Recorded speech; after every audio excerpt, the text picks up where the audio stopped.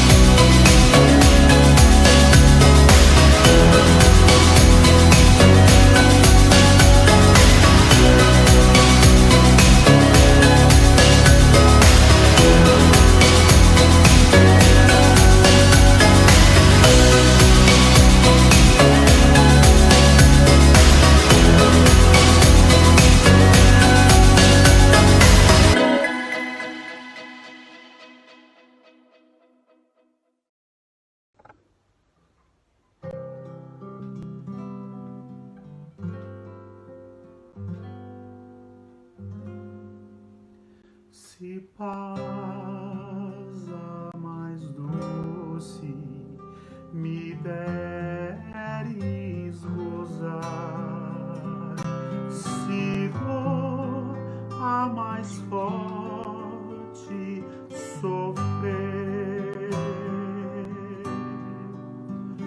ó seja onde for, tu me fazes saber que feliz com Jesus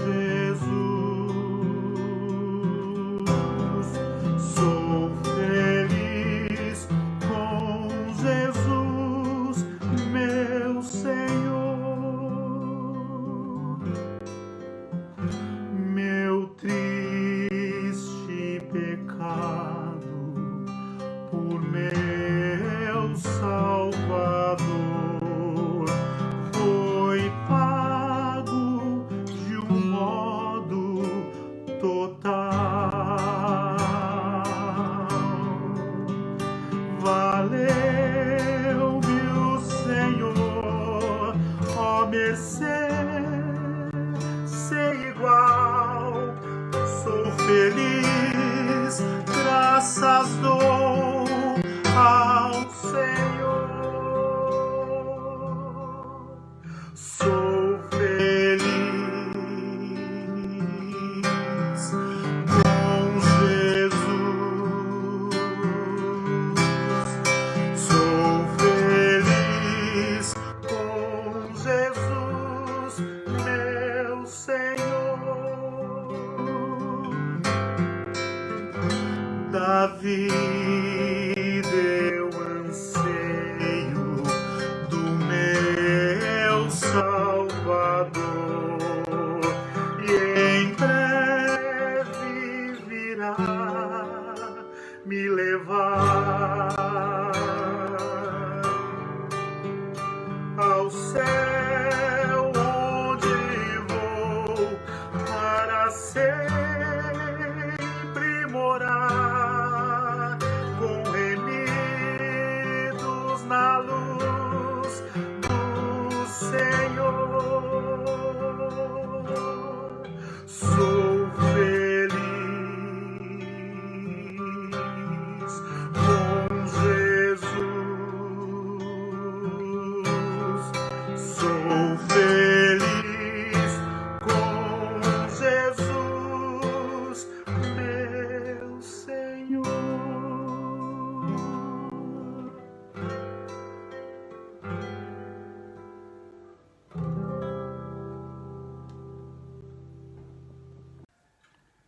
Olá, irmãos, graça e paz. Nesse momento nós vamos meditar na palavra do Senhor.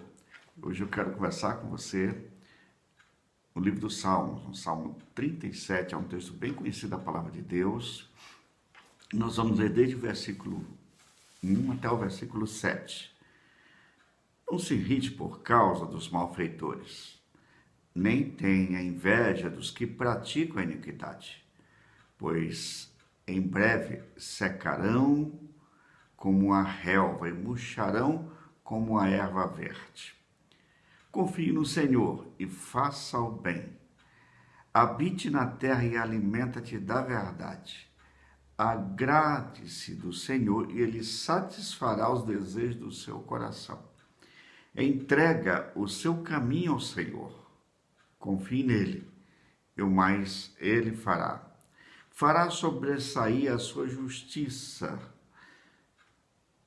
sobressair como a luz, e que o seu direito brilhe como o sol.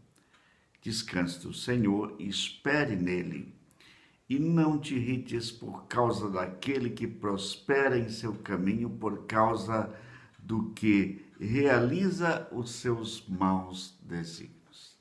Que Deus abençoe nesse momento em que lemos a sua palavra e que vamos meditar nela. Eu convido você nesse momento a fechar os seus olhos e orar nesse momento. Você que está com a Bíblia na mão, você que está com o seu aplicativo de celular na mão, mas nós vamos nesse momento nos aquietarmos diante do Senhor com a sua palavra, para que ela encontre o nosso coração realmente um espaço e para que o Espírito Santo do Senhor nos edifique nesta hora. Vamos orar. Pai, em nome do Senhor Jesus, eu quero, nesta hora, colocar diante de Ti a necessidade que nós temos da instrução do Teu Espírito Santo. Ó Senhor amado, eu sei que muitas pessoas nesse momento, enquanto nós vamos nos debruçar sobre essa palavra, muitas pessoas estão aflitas, angustiadas, preocupadas, mas nós cremos no Senhor. Em nome de Jesus nós oramos nesse momento. Em nome de Jesus nós pedimos nessa hora. Amém. Muito bem. A palavra de hoje nós escolhemos o tema para meditarmos: decisões do presente que vão impactar o nosso futuro. Decisões do presente que vão impactar o nosso futuro. Eu penso que esse momento em que nós estamos isolados, e alguns ainda estão isolados e vão continuar por muito tempo, outros acham que que as coisas mudaram, que pode fazer o que quiser, que pode ir para onde quiser, e aí o caos tem tomado conta das famílias em algumas cidades, em alguns lugares. Mas eu penso que nesse momento é importante nós meditarmos um texto como o Salmo 37, o que Deus fará conosco no futuro. E que decisões precisamos tomar no presente para chegarmos ao futuro. Então vamos pensar nesse salmo. Bom, o Salmo 37 é um salmo que alguns comentaristas dizem que Davi, quando escreveu, talvez já tivesse mais experiente, mais idoso na sua vida. E ele está preocupado em responder algumas questões, e especialmente a questão: por que será que o injusto, o ímpio, o maldoso, o maledicente prospera e o justo não prospera? Ele está respondendo essa questão através da poesia, através da música. É a mesma questão que é respondida por Asaf lá no Salmo 73. Mas vamos pensar por que isso, que nós temos essa sensação que se fizermos as coisas corretas, se andarmos do jeito correto, se tivermos uma comunhão com Deus, as coisas podem mudar no futuro, ou só está se dando bem na vida aquelas pessoas que não estão nem aí com Deus? Bom, de acordo com o Salmo, nós temos algumas tentações. A primeira tentação, é a tentação, e quando lemos nós temos esta percepção, é a comparação que produz decepção. Então, olha para a prosperidade. Então, o próprio salmista diz: olha, não tenhas inveja, não te irrites por causa daqueles que prosperam no seu caminho, por causa daqueles que praticam a iniquidade. Não se preocupe por causa da prosperidade dos outros, especialmente os maus. A nossa comparação é sempre seletiva, nós só olhamos para as pessoas que estão se dando bem, para as pessoas que são corruptas e que estão se dando bem, que estão amealhando uma série de bens, uma série de cifras em dinheiro e realmente...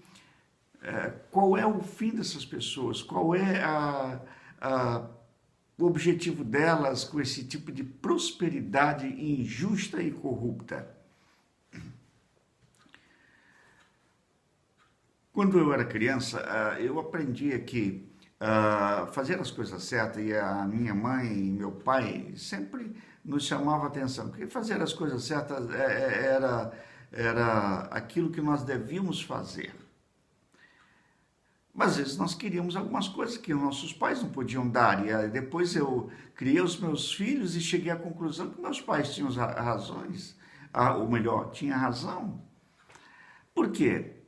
Porque eu também tive filhos e cheguei à conclusão de que tinha momentos que eles tinham coisas que eles queriam e até precisavam, e eu não podia dar. Lá no Salmo 36, quando a gente vê a comparação do salmista no Salmo 37, é uma continuação. O Salmo 36 ele vai falar no íntimo do ímpio, na maldade, no coração, um oráculo: aos seus olhos é inútil temer a Deus. Ele se acha tão importante, isso é no Salmo 36, de 1 a 4, ele se acha tão importante que não percebe e nem rejeita o seu pecado. As palavras da sua boca são maldosas e traiçoeiras. Abandonou o bom senso e não quer fazer o bem. Até na sua cama planeja maldade.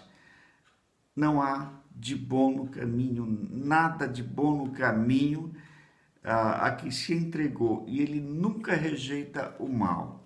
Bom, se você se compara com as pessoas que estão prosperando no seu caminho e que estão se dando bem, aparentemente, qual é o íntimo dessas pessoas? O íntimo é uma espécie de oráculo que elas têm aos seus olhos. É inútil temer a Deus, porque para elas essa concepção de Deus é algo ultrapassado, embora alguns sejam religiosos, frequentem algumas igrejas, mas no íntimo elas estão tomando decisões pessoais, estão tomando decisões como se elas tivessem um domínio sobre a própria vida. E esquece que a vida é transitória e que um dia nós vamos nos encontrar com o Senhor. Bom, mas a segunda comparação é uma ansiedade diante do que nos pode acontecer, ainda que conservem parte do nosso complexo de Deus. Temos aquela tendência de achar que podemos tomar decisões pessoais.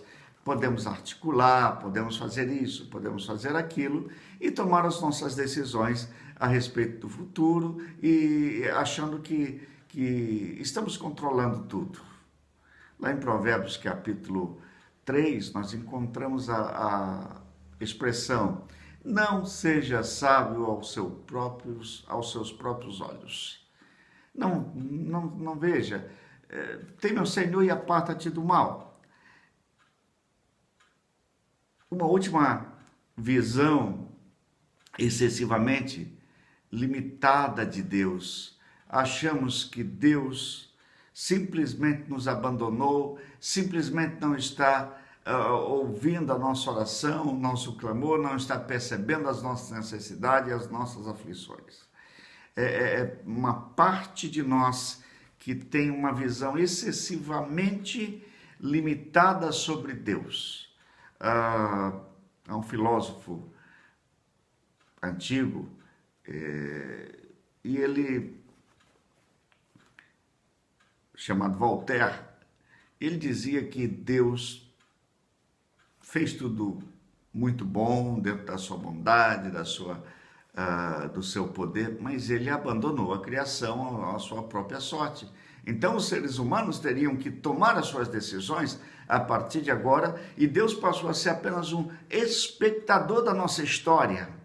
Então, nesse caso, passamos a ter uma visão excessivamente limitada de Deus, como muitas pessoas nos dias de hoje, embora se digam cristãs, mas na verdade, absolutamente é verdadeiro o fato de que elas pensam que estão no controle de todas as situações e de todas as coisas.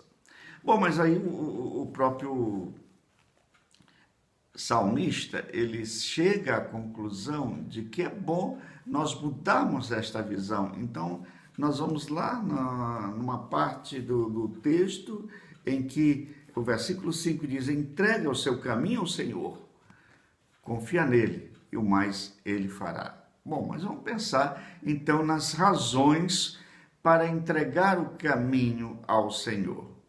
E eu quero começar com uma razão que é negativa. Em primeiro lugar, nós devemos entregar o nosso caminho ao Senhor, e quando eu falo caminho, e quando a Bíblia fala caminho aqui nesse aspecto, é a visão da vida em todas as esferas. Sua família, sua saúde, seu emprego, sua profissão, seus estudos, seus relacionamentos, tudo aquilo que diz respeito ao seu dia a dia.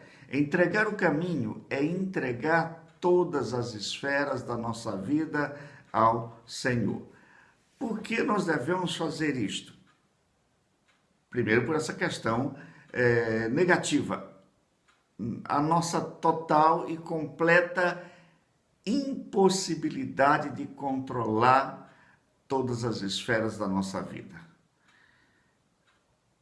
Eu diria que contra a ansiedade, o melhor antídoto é reconhecer que nós não somos capazes de dirigir nosso próprio destino. Eu fico pensando numa historinha que vi há muito tempo atrás, uma pessoa que nunca guiou um carro, ganhou um carro um desses sorteios comerciais, e aí ficou empolgado com aquele carro, e aí a pessoa foi tentar dirigir aquele carro e o carro, ele não sabia sequer ligar o carro. E a pessoa, ela começa a se debater, transpirar e suar frio. E aí, quando chega alguém e diz, eu posso guiar para você até que você aprenda. Quanto a você, vá para o banco de trás. E aonde você quer ir passear e eu posso levar você. Então, é um motorista profissional, uma pessoa que já tem um conhecimento, tem habilidade, tem prática, e essa pessoa vai dirigindo aquele veículo tranquila e a ponto do dono do carro chegar a cochilar de tão tranquila que foi a sua viagem, o seu passeio.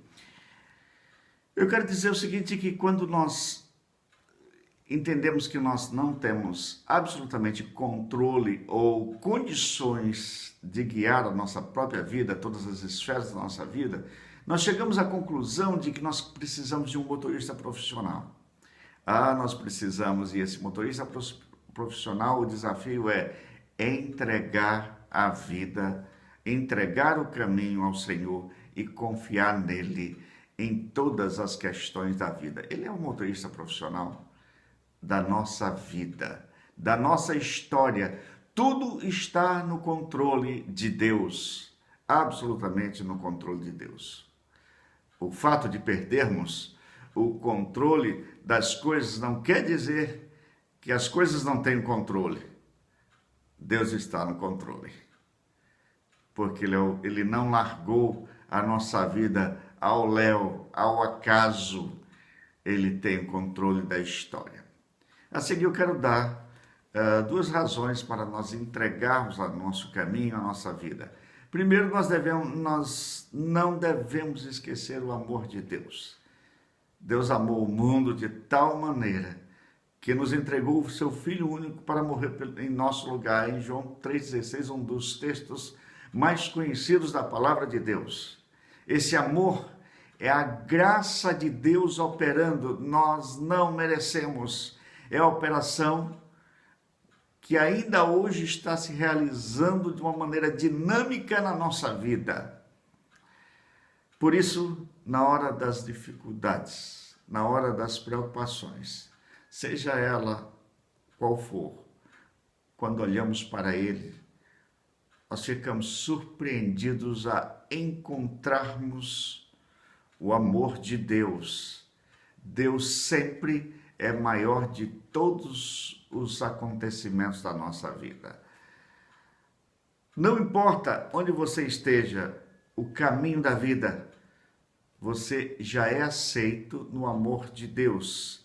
E porque você já foi aceito, Ele satisfaz todos os desejos, mas os desejos legítimos, não os desejos egoístas, não os desejos que são ensimesmados, voltados para nós mesmos. Ele satisfaz os desejos que são legítimos, aquilo que a própria Bíblia nos ensina, que orar segundo a sua vontade, Ele nos ouve. Eu tenho aprendido ao longo dos anos, meu querido e minha querida, que nós dependemos simplesmente do Senhor. Que as questões mais cruciais da nossa vida estão em controle absoluto do Senhor. Somos amados do Senhor. Essa é a primeira razão porque devemos entregar o nosso caminho, a nossa vida ao Senhor e confiar nele. Não podemos perder de vista a justiça de Deus. Quando, a exemplo do salmista, vemos os ímpios se dando bem, devemos ter em mente que o amor de Deus inclui a sua justiça. De igual modo, o poder de Deus também inclui a sua justiça, e é por isso que a injustiça no mundo é um atentado contra a justiça de Deus. A justiça de Deus excede a nossa, mas os ímpios não herdarão o reino de Deus, é o que nos ensina o apóstolo Paulo, lá em 1 Coríntios 6. Os ímpios não herdarão o reino de Deus. A justiça de Deus pode parecer tardia para os homens, mas a justiça de Deus chega às alturas de modo que ninguém pode se comparar a ele. É o que nos ensina o salmista lá no Salmo 71, 19.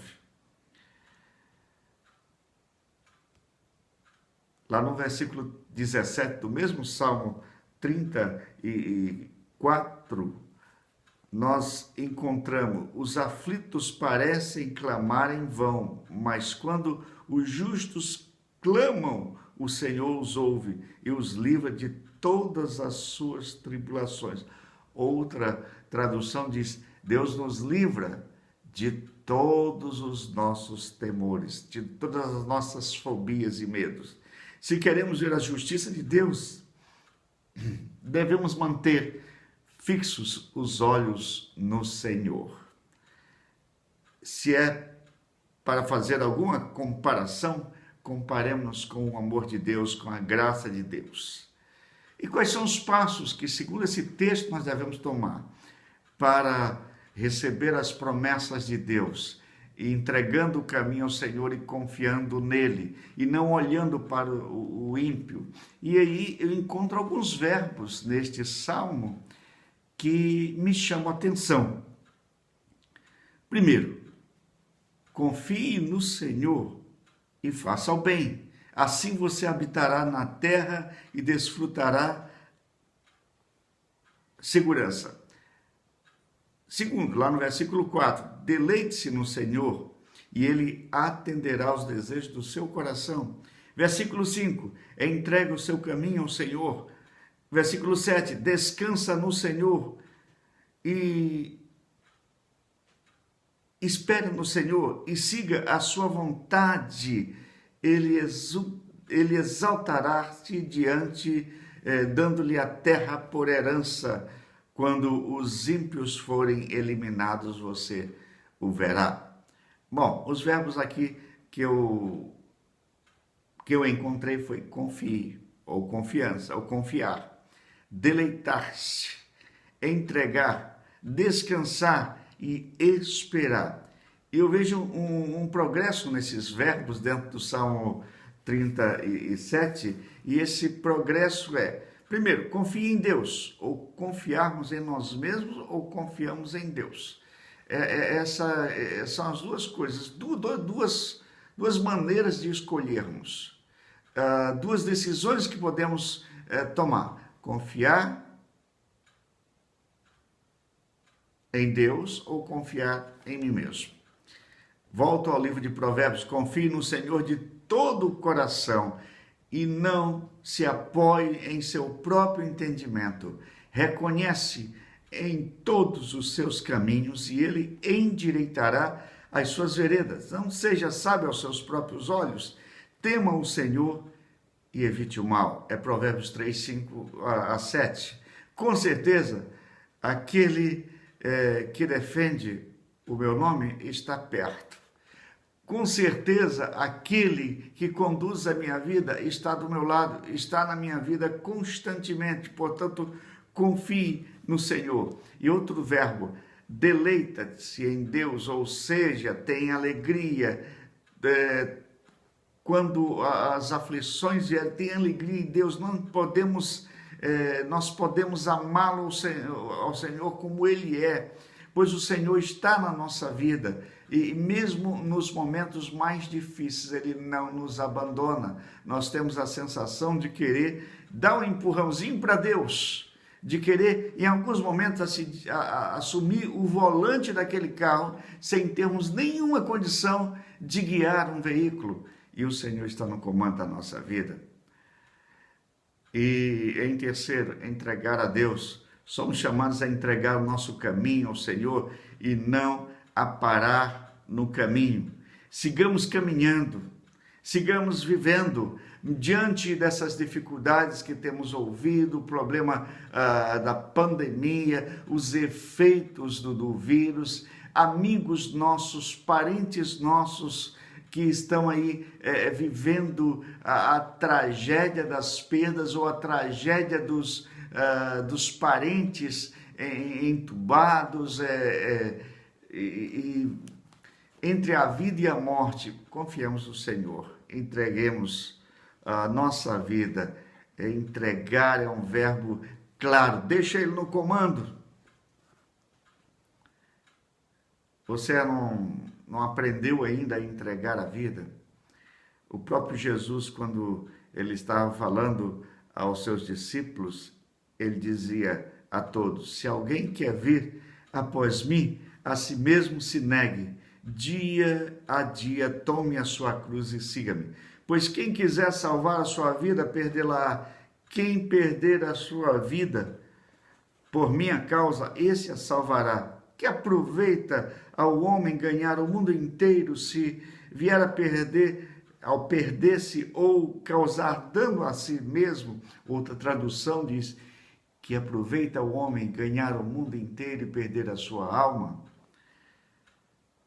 E depois disso, depois da entrega, vem finalmente o descanso, quando o texto diz: descansa no Senhor e espera nele.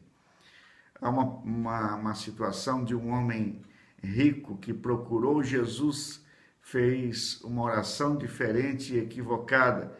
Ele queria descansar nos seus bens, queria primeiro cuidar das suas coisas, cuidar dos seus afazeres para depois segui-lo.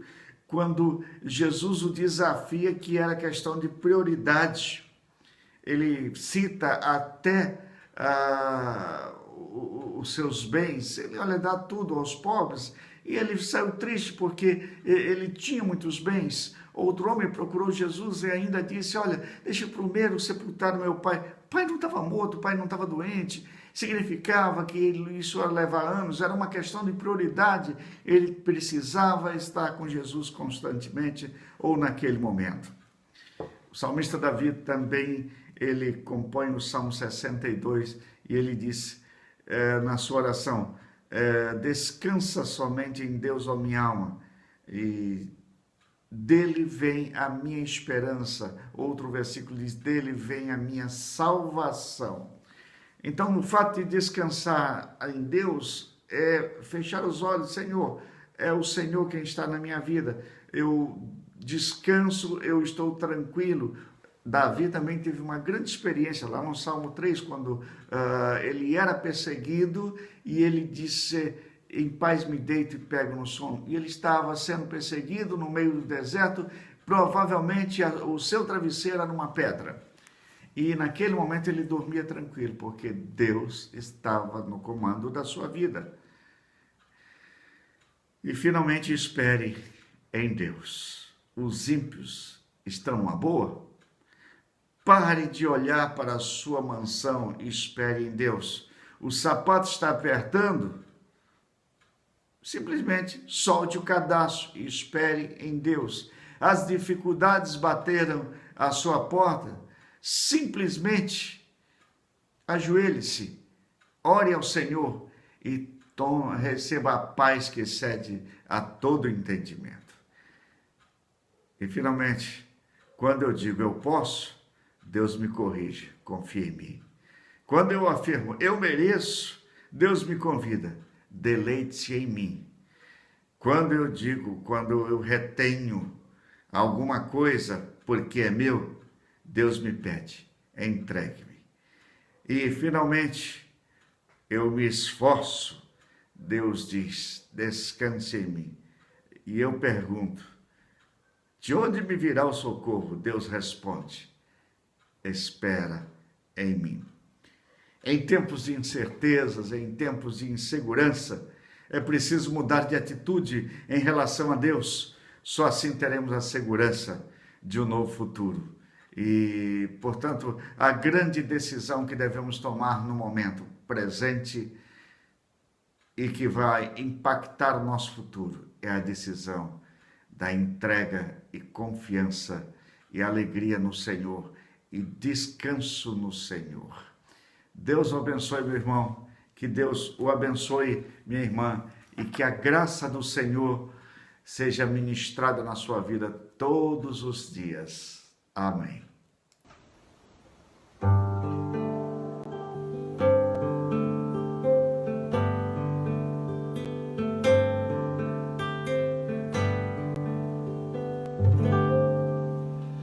Cada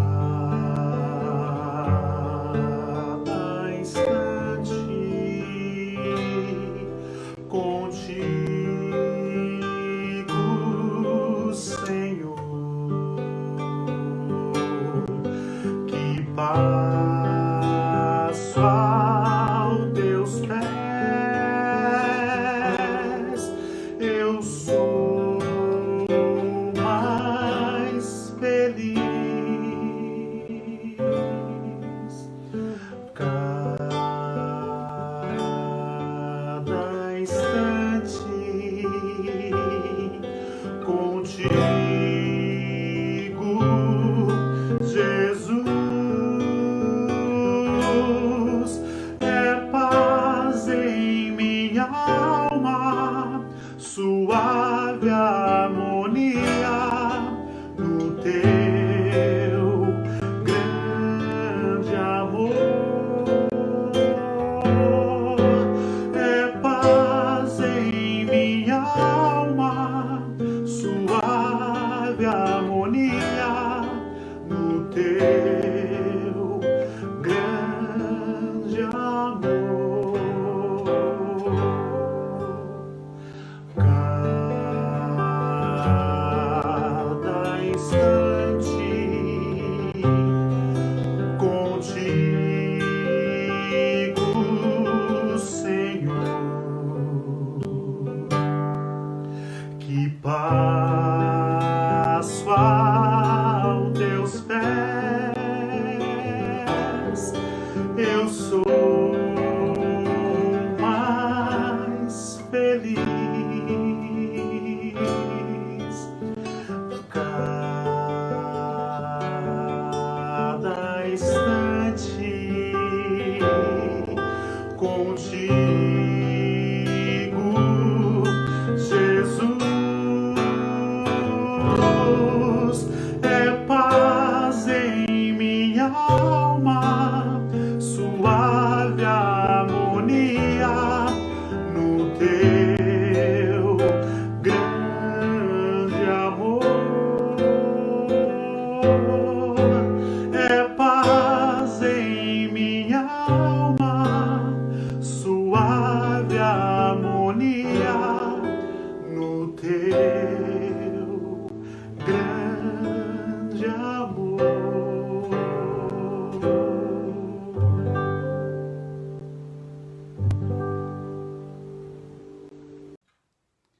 Esse momento é um momento de acreditarmos nessa palavra que nós recebemos, de reagirmos a essa palavra com a confiança no Senhor, apresentarmos o nosso presente e olharmos para o futuro, sabendo que Deus está no controle da nossa vida. Por isso nós oramos, por isso nós buscamos o Senhor. Eu tenho recebido ao longo dos dias e sobretudo nesse período da pandemia, eu tenho recebido dezenas de pedidos de oração. Eu tenho orado por esses pedidos, por essas pessoas que nos pedem, mas é importante que todos nós tenhamos uma consciência clara desse controle de Deus na nossa história. A maioria dos pedidos que nós temos aqui são de pessoas que estão vivendo a tragédia da Covid. Pessoas que estão preocupadas com seus familiares, com a segurança de sua família. Devemos, é claro, mesmo confiando no Senhor, devemos tomar os cuidados necessários. Isso faz parte do projeto de Deus, daquilo que Deus nos permite viver, e faz parte disso também nós cuidarmos um do outro.